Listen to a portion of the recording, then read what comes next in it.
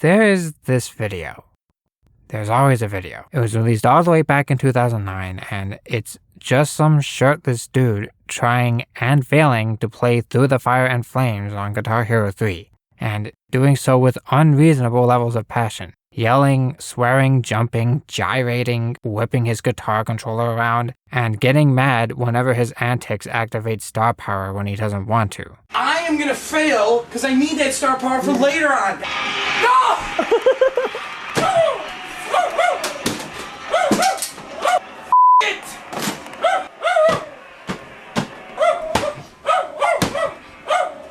Meanwhile, you have little bro filming the whole thing, eating a cupcake, all with the family dog yapping in the background, probably all sorts of confused as to what's going on. Go again. Do it again. One more, and if I don't get this... No! No!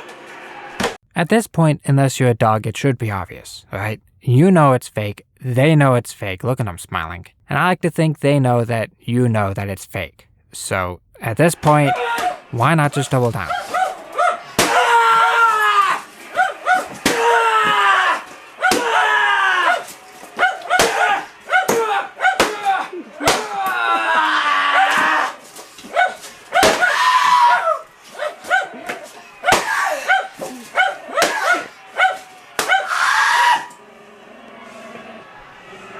Get out of here! Yeah, nowadays this is more corny than funny, but growing up, I found it hilarious, even knowing it was fake. And it was one of the many Freakout videos I used to just eat up all the time. And I'm not just talking about good old gamer rage like the Angry German Kid or the dozens of old-ass Guitar Hero rage videos where they fail on purpose and then smash their controllers in excessive ways. While those hold a special place in my heart on their own, for the purposes of this video, I'm talking about this specific kind of Freakout video that this particular one from Nutty Butt Tusky pioneered that would become one of the most iconic genres of video on YouTube. They always featured a hot-headed individual losing their shit over something stupid, being recorded by a family member with dubious intentions, and in almost every single case, they're completely fake. Like, very obviously so. Maybe not to a kid who hasn't been around the block yet, but to an adult, yeah, it's pretty obvious a lot of these are fake. Well, not that I ever cared though, these are some of the funniest videos I've ever seen to this day, and they are among some of my favorite videos ever on the platform. Like, there's just something about seeing these larger-than-life individuals losing their shit and then breaking shit that I just couldn't get enough of growing up. For example, Fat Guy Destroys Xbox. Arguably one of the more tame freakouts here. Kiss my entire giant fat ass! You're the fat ass! No, you're the fat ass! You're the fat ass! What is your problem? This is Francis, a fat guy who destroys his Xbox. Not really much else to it.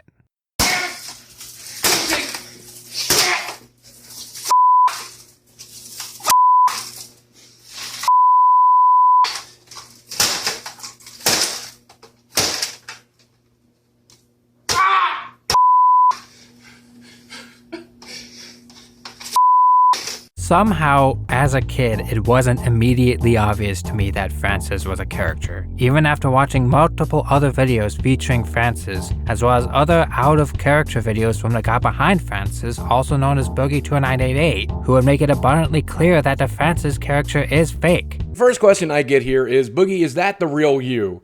And the answer is no. It's absolutely a character that we've generated and we've created. Everything is fake. Everything is scripted. Me and my wife will work on a script. We'll run through it a couple times without actually destroying or breaking anything. And then we'll finally do it generally in one take because, you know, if you're destroying something, you only get the one take. But even after finding out, I didn't really care. Francis was still funny to me. Was he my favorite? No. Did I even watch that many Francis videos? No. Did he play into some cringe gamer stereotypes with the Mountain Dew and the Doritos and the Eric Cartman accent? Yes. Did Boogie himself turn out to be a much worse person than Francis ever was? Yes. Absolutely. But I can't lie to myself and say that the few Francis videos I've seen weren't at least a little funny to me. And I'd be insane not to bring them up at all given how iconic he was, right? You cannot deny that Fat Guy Destroys Xbox or Fat Guy's Mountain Dew Rage or whatever it's called are classics. And so is the Error 37 one. That's probably my favorite Francis vid. And every time I try to log in, all I get is Error 37, Error 37. I keep trying to log in and I get error 37. Error 37. Why the is it 37? What the are the other 36? Shouldn't this be error number 1? Error number 1, I can't log the fuck in. Having said that, none of these are the greatest freakout ever. That honor would go to the greatest freakout ever. As in, that's the title of the video. Greatest freakout ever, original video. Which is probably the most accurate title for any video on YouTube, because it is indeed the greatest freakout ever. And it's the original, uploaded by Wafflepone. Okay, my mom just canceled my brother's World of Warcraft account, and he is freaking out. What? Oh my god. Baby boy! Damn it, bro!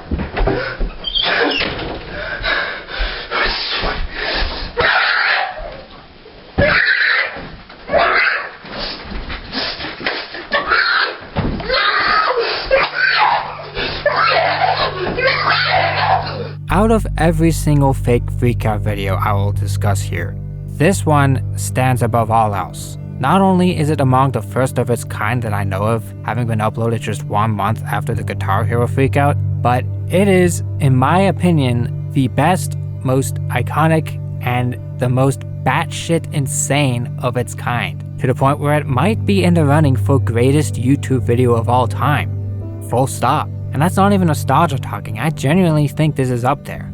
Within the span of roughly 1 minute and 20 seconds, the guy squeals like a pig, gets his clothes swallowed by his blanket, enters his closet and closes the door, opens the door and leaves his closet, tackles himself down to the ground, tries to shove a TV remote up his ass, hits his head with a shoe, hits his head with a shoe again, and gives himself an exorcism. Or 2. Or 3, or maybe the entire thing is an exorcism at this point. And it's not even the best part. After the dad shouts at him to shut up, and he shuts up and gives his bed one last punch for good measure before crawling out of his room in his boxers, this happens.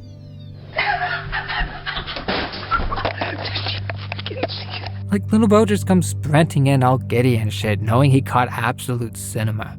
And yes, it is cinema. Super low quality, 480p, 8 FPS cinema, but ultimately it is nothing more than cinema. It's been known for many, many years. Tosh.0 did an interview and proved it. Wavy Web surfed the web and proved it. And even I figured it out on my own all the way back in 2014.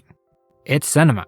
It isn't real. You see, this video spawned an entire greatest freakout ever series. A series that I hold near and dear to my heart that further establishes the rest of the family alongside Steven, but also makes its cinematic nature quite obvious. There are a lot of tiny and not so tiny cinematic moments looking back, but the specific point for me that really tipped me off was Greatest Freakout Ever 25, where apparently Steven's dad wanted Steven to get on some little girl's cheerleader float for a parade or something, and Steven, being a wannabe tough guy, refused, claiming that floats are gay and parades are gay, because he likes to call everything gay. And he was getting mad at everyone trying to get him on the float, and as he started going Steven mode, pulling stars off the side of the float, the young cheerleaders on the float just didn't react much to it.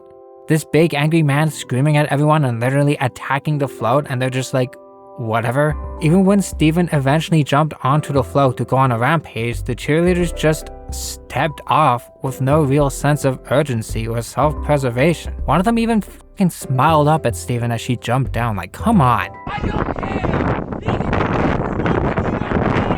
At one point, Steven really loses his shit up there, pulling down the archway, flailing around, face contorted, screaming, flipping mats and shit, before eventually jumping off, where he's confronted by Chase's mom on where his mother is and how he's crazy, get out. Only for, in episode 30, just a few months later, the same person with the same exact voice to make a comment from behind the camera during a pool party at Steven's residence. Yeah! And you're crazy! Get out! I can't believe you brought her with that, Steven! This woman is clearly family, or at least a family friend, yet here she is in episode 25, acting like she doesn't know Steven or his mother. And while it is possible she could have gotten closer to family during this time, why would she after what Steven pulled? I know this is like Captain Obvious for a lot of you, but this is genuinely how I found out for myself as a dumbass teenager that this whole thing was fake. And that wasn't even the biggest dead giveaway. There's an alternate take of Greatest Freakout Ever 3 floating around that pretty much solidified that these are all staged, which I didn't even know existed until Waby Websurf did his video. What do you think it is? I really don't know. Take a guess. A car. Oh, Close. a truck? Yes! You surprise! Surprise! Yeah! What do you think it could be? I don't know. We're outside, so a car? Yes! Yes! And just the concept of episode 3 from the beginning, why would you gift this kid a truck for his 16th birthday if he were actually this unhinged? It's cinema. The entire series is cinema. And it's just about the best cinema I've ever witnessed. Just the very idea of someone like Steven, the Freakout kid, unironically existing cracks me up. The way the guy screams for his mom all the time, the way he acts all tough, yet as soon as his dad or Chase's mom gets ready to beat his ass, he runs away like a pussy. The fact that the guy actively avoids swearing, going so far as to tattle on his little brother Jack for saying the A word. Jack just said the A word 2 times and you did absolutely nothing. Did you hear me? Mom.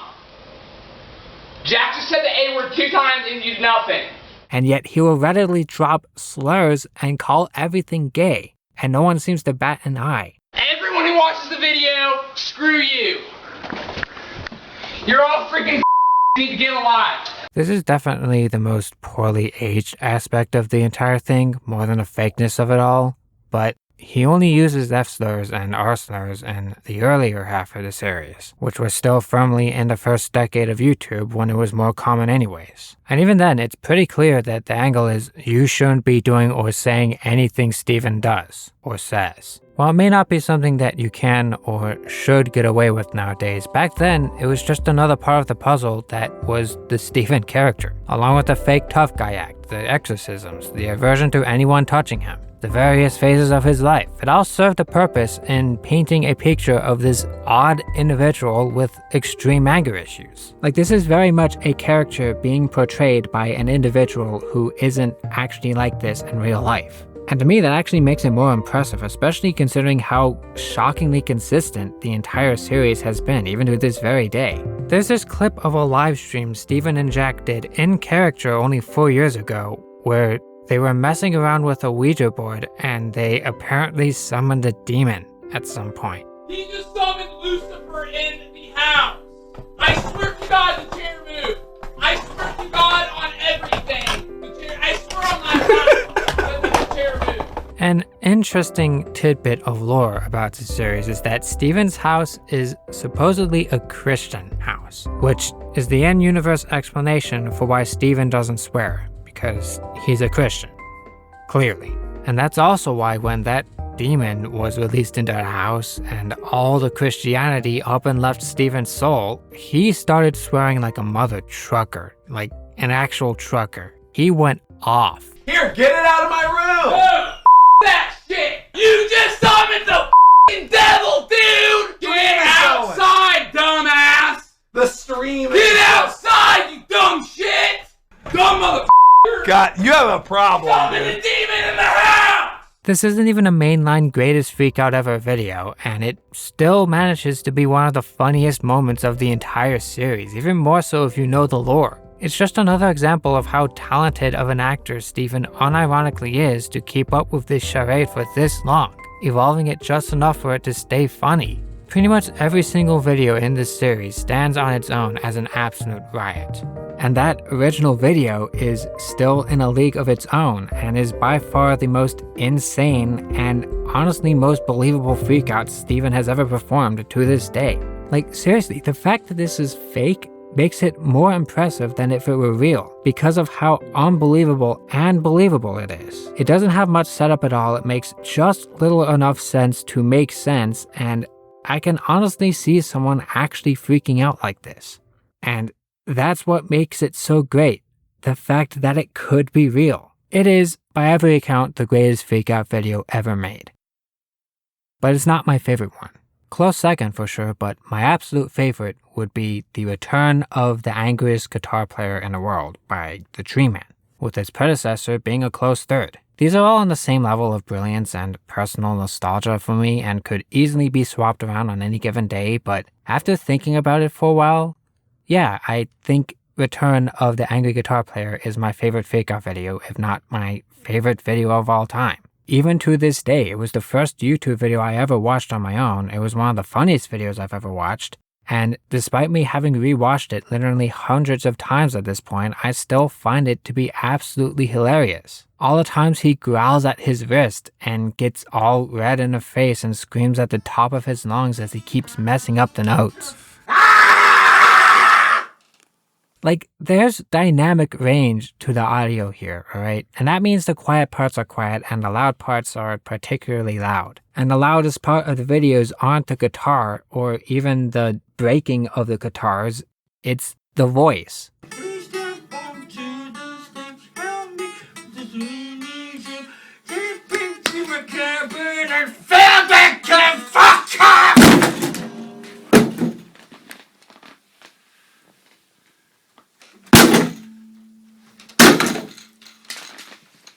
John, you just broke your guitar? I don't give a shit.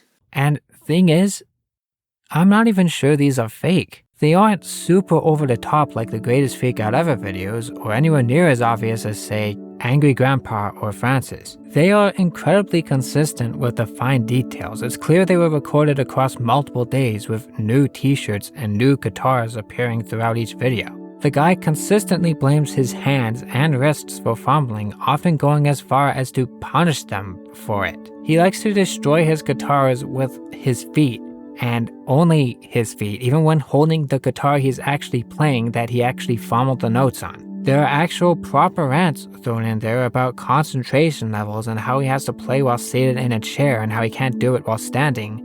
That seemed genuine in the frustration the man clearly has with trying to play these songs. Even in the deleted scene where he actually got his song right, he still took the opportunity to talk about chairs. You can't make this up. And if the Treeman's 2012 interview is anything to go off of, I honestly don't think he did. He talks about how he has this burning passion for guitar that causes him to get really into it when he plays to the point where he can't help but lose it whenever he flubs. And in the trailer for this Treeman documentary, which to my knowledge and brief research was never released, he opens up a little about his struggles with OCD and low self-esteem and how they play a hand in everything.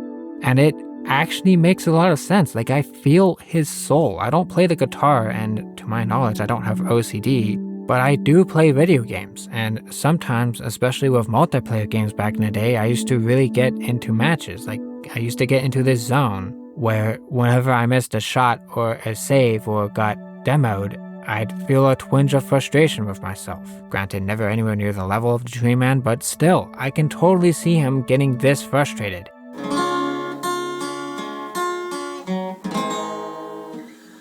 It's not my day for doing this one. I want to move on. There is a third entry to the Angry Guitar Player series that I do think is at the very least played up a bit, so there you go, fake Freakout, it counts. But I still think the legitimacy behind it all does actually help out a bit. And even if some embellishment happens, I don't think there's anything wrong with someone making the best out of their struggles by making some funny content out of it. Even if it's like the Tourette's guy, which isn't really Freakout content so much as it's just some guy who swears a lot, and it's super duper clearly fake, it's still just someone having fun and making levity out of a shitty situation. And I can say the same thing about the Angry Grandpa show, where the grandpa actually had anger issues in real life, at least until I actually sat down and tried to watch some of the videos and remembered that it's all so obviously fake that it's not even funny. And I didn't even bother getting into it as a kid because of it. And as such, I don't really have much to say, except that it highlights a few interesting problems that could arise with Freakout videos. One being that there is such a thing as too fake, and two, that nostalgia plays a big role in how you enjoy these videos as an adult. To put it simply, being a kid makes it harder to question the legitimacy of a Freakout, which makes it easier to suspend a disbelief. But if you've never experienced a certain fake video as a kid and try to watch it for the first time as an adult, you'll be able to pick up on the bullshit right away, and you'll never have that magical period of time thinking that it's real. And I think it's that time you spend with the wool over your eyes that makes these fake freakout videos special. It's why I have such a soft spot for a lot of the ones I've seen, because I believed them at some point. And the longer that time lasts, the more invested I get, and so long as it turning out to be fake doesn't ruin it for me, the more I end up looking back fondly on it. I never had that moment with the Angry Grandpa show, and thus don't really have the nostalgia that's probably necessary to appreciate it. But I can see it being just as special to people who did grow up with it as, the greatest freakout ever videos are to me. As played up as the videos may be, they were based in reality. A reality that was often quite dysfunctional and complicated and involved some not very good people, but one where Charles Green Jr., the Angry Grandpa himself, proved to be a beating heart in the mess. It's that heart that I think shone through and resonated with so many people, and it's this relationship between reality and fiction that can make these freakout videos so compelling. It may be fake, but it's still real to a lot of people. Dare I say, it's like wrestling. And for me personally, there's one other series that was real to me for the longest time. One that tried harder than any other to be as convincing as possible. One that took all the aspects of fake freakout videos past and pushed them to their absolute limit. One that arguably pushed things a little too far, but in the process made for one of the greatest series on YouTube. The first few episodes of the Psycho series seem to be the kind of loosely connected freakout videos we've been talking about this entire time. They're recorded by a family member, they feature someone going absolutely insane, and at least at first, they seem to just be funny little family videos. Except, there's something wrong with this family. Psycho Dad Destroys Xbox just seems like Jesse, the kid, not respecting the rules of the house and getting punished for it, albeit in quite an extreme manner. The second episode, Psycho Brothers Filming Freakout, is a bit odd and questionable in its setup, how Jeffrey, the older brother, claimed that Jesse was blackmailing him for uploading the first video. But then you get to the third video, which this time is being recorded by Jesse, the kid, the protagonist of the story, who decided to get revenge on his family by showing the dad the Psycho Dad Destroys Xbox video that his older brother uploaded, only for it to not go exactly how he planned. And it's here where two things become quite apparent. One being that the channel is a central part of the series itself, and the series is not shy about getting quite meta, and the other thing being that these people all just kinda suck. Most of these families in these freakout videos, save a few obvious problems with individual members, are at the very least happy or tolerant of each other. But here, the dad and the brother and a kid, they genuinely hate each other, to the point where it's not funny, and it's not trying to be. It very quickly becomes apparent that this family is dysfunctional. The dad is abusive and hot-headed, the older brother Jeffrey is manipulative and vindictive, and Jesse, the younger brother, is kind of a loser who likes to play video games and doesn't have much of a future ahead of him. There are other family members and friends who will go on to play bigger roles in the future, but these three men are pretty much the main characters: the abusive dad, the golden child, and the scapegoat. This is a specific, deliberate dynamic that the entire series is built around, and unlike most other series where they may have characters and dynamics, but every video is its standalone kind of deal, the Psycho series is a straight-up drama that actually progresses and unfolds over time. Things happen, characters change, relationships transform and break, and a story is told. This is a multi-year-long story about a dysfunctional family and its eventual implosion told across an entire channel. There are a total of 50 main episodes of the Psycho series spanning from December 2012 to June 2016. And that's not counting the hundreds of other videos uploaded to the channel and to other channels owned by the same guys that are all done in character and all contribute to the lore of the series itself. Like, this isn't just some silly side project, it's a massive tale that bled into every corner of their online presence. With all these bits of foreshadowing and details and fourth wall breaks and meta moments throughout every channel trailer and update video and livestream, there were Q&A videos, secondary perspectives, pranks, travel vlogs, VidCon visits, fan meetups, subscriber milestones, close to 700 videos over the span of 3.5 years, all in an attempt to get you to believe that this entire thing is real. The amount of planning and foresight and effort and directorial talent that must have gone into this is absolutely insane. And it really helps that everything is backed up with some genuinely good acting too. Just about everyone in the family puts up strong performances that often feel real. Like, really this time. I genuinely thought they were real for the longest time. They have this edge to them that no other series had. As I followed along with this series back in the day, I assumed that it would have been too much effort to fake something like this, especially since even though there were some goofy moments, the series wasn't really trying to be funny. Like, it was trying to be a train wreck, an absolute disaster situation that you can't help but watch and be uncomfortable doing so. There were times when it felt like I shouldn't be watching this, like parts of these videos almost seemed too personal.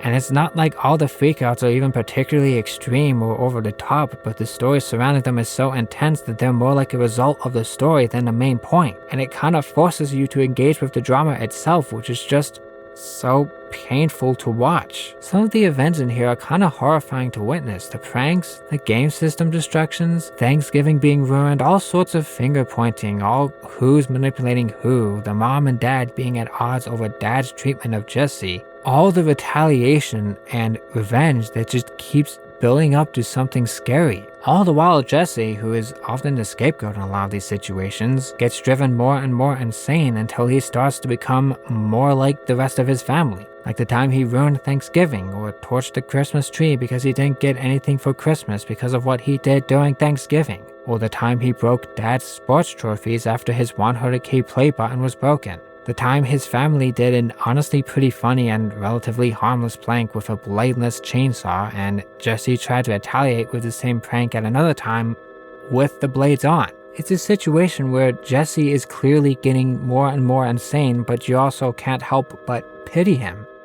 There's a point where the mom and dad start to fight more and more, and you can see their marriage fall apart in real time before it eventually culminates into a divorce, which sets into motion all these other changes that completely alter the dynamics between all the family members and friends, and things just continue to get more and more untenable and violent and scary.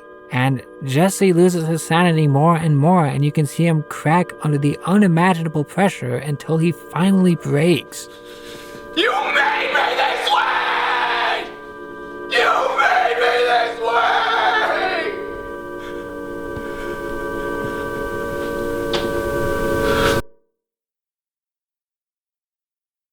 I distinctly remember when Psycho Kid Kills Father came out, roughly 10 years ago as of writing this. I remember it being a huge deal, hearing about it from scares after watching it myself, and that it was quite controversial, though not because anyone believed that Jesse actually shot his father in real life. Yeah, as much as I want to pretend that this series successfully kept its fakeness under wraps this entire time, it hasn't. Alright, people had already figured out that the entire thing is fake long before the climax, and with 2020 hindsight, yeah, it's pretty clear. If you look close enough, there are numerous continuity errors and contrivances and conveniences and cinematic moments that are hard to ignore. And yeah, sometimes the dramatic moments get a little melodramatic. But even with this brief controversy, the consensus was, and still is, that this was still one of the greatest YouTube series of all time. The fact they managed to pull this off for so long is something to be celebrated. Years, Juggies, years, day in, day out, countless hours non-stop, 2 videos a day, pretending to be somebody you're not, pretending to be another person on social media, pretending to live this double life, my whole family included, not even be able to go out in public, sacrifices, Juggies, tens of thousands of dollars, not having a life, but this lie. To be honest, it felt real, though, and I always say, if it lives inside your head, it's real. Part of me killed my dad.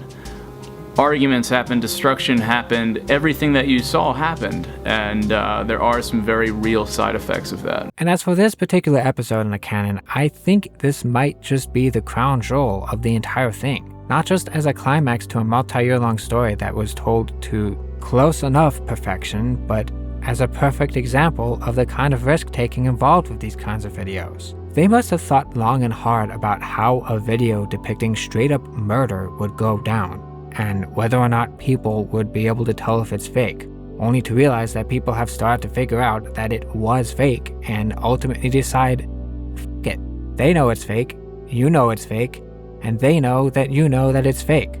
So at this point, why not just double down? A lot of these series are still going to some extent. Francis still makes a rare appearance, though it feels very weird now knowing who Boogie is. The Angry Grandpa show still sees uploads, but it feels even more weird because their Angry Grandpa himself has passed away in 2017.